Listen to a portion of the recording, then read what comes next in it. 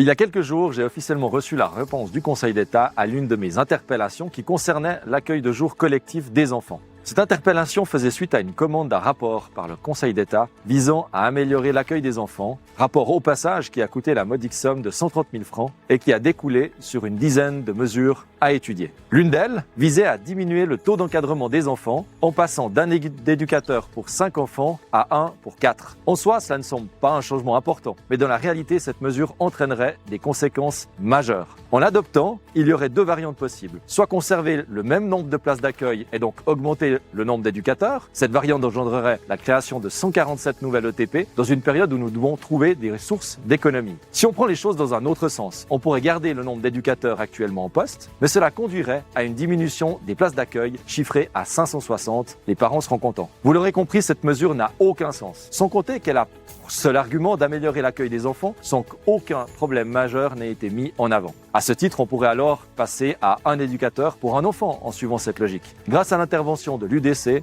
relayée par les médias, le Conseil d'État vient de communiquer qu'il abandonne cette mesure et c'est donc une victoire pour notre parti qui évite de façon concrète une nouvelle augmentation utopique des ETP et donc des charges pérennes pour notre canton.